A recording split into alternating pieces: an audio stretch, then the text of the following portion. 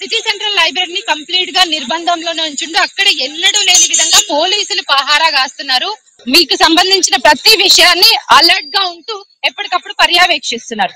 So Osmania hospital వద్ద చూసుకుంటే జిల్లాల నుంచి వస్తున్నటువంటి విద్యార్థులను కావచ్చు, నిరుద్యోగులను కావచ్చు, అసలు లోపలికి అలౌ చేయని సిచ్యువేషన్. ఎంత దూరం నుంచి వచ్చినామన్నా కూడా కనీసం సార్ వద్దకు, సార్ హెల్త్ ఎట్లా ఉంది చూడడానికి కూడా లోపలికి అలౌ చేయట్లేదు. దీన్ని ఎట్లా చూస్తారు? నిర్బంధం, రాజహింస.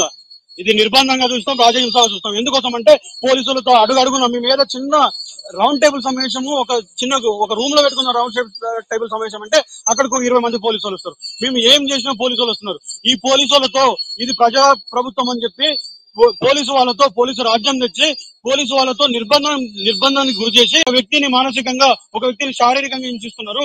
అంటే మమ్మల్ని నిరుద్యోగులు హింసిస్తున్నారు. ఇంత హింసిస్తున్నారు కదా, దీనికి నిరసనగా మా పిల్లలకు ఉద్యోగాలు లేదు. నేను కొట్లాడి బీఆర్ఎస్ పైన నేను కొట్లాడి ప్రభుత్వం చేస్తే, ప్రతిపక్షంలో లేనటువంటి మీ ప్రభుత్వాన్ని మేము కొట్లాడి చేస్తే కనీసం స్పందన లేదు అని చెప్పేస్తే దాదాపు 20 నెలల తర్వాత కూడా సంవత్సరంలో 1,00,000 ఉద్యోగాలు వేస్తున్నారు.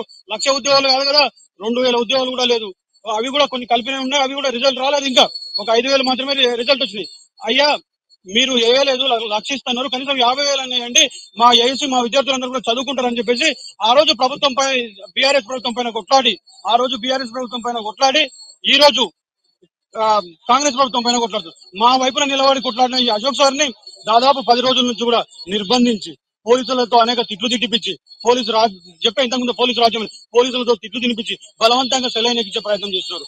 అయ్యా ఎవరైనా ఒక మేధావిని తీసుకుపోయి ఒక ఏరియా హాస్పిటల్ పెడతారా?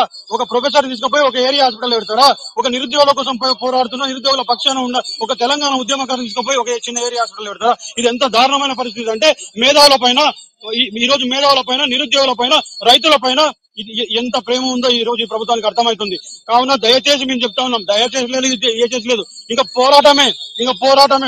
ఈ రోజు 33 లక్షల మంది నిరుద్యోగుల పక్షాన చెప్తున్నా, ఇంకా విప్లవం వస్తుంది. ఆ విప్లవానికి తట్టుకోలేరు మీరు, ఆ విప్లవానికి మీరు మునిగిపోతారు. ఎందుకు చెప్తున్నా అంటే ఈ రోజు మేమందరం కూడా ప్రతిపక్షాలు లేనటువంటి పార్టీ మేము ఏపించాం కదా. ఏపించినందుకు మా మీద జియో 29 గురించి అడిగినప్పుడు లాఠీలు ఇరగొట్టింది మా పైన. అట్లానే జియో 46 గురించి అడిగితే, మీరు చేసిన తప్పుల జీవోల గురించి అడిగితే మా పైన లాఠీలు టోటల్ ఇంకా అయిపోయింది. ఈ రోజు చెప్తున్నా, ఈ రేపటి వరకు మీకు అల్టిమేటం జారీ చేస్తున్నాం. రేపు సాయంత్రం వరకు మీకు అల్టిమేటం. రేపు సాయంత్రం తప్పితే తెలంగాణలో జరిగే అలజడికి, తెలంగాణలో జరిగే విధానపరమైన పోరాటాలకి మీరే బాధ్యత వహించాల్సి ఉంటది. ఈ కాంగ్రెస్ ప్రభుత్వం బాధ్యత వహించాల్సి ఉంటుందని హెచ్చరిస్తాం.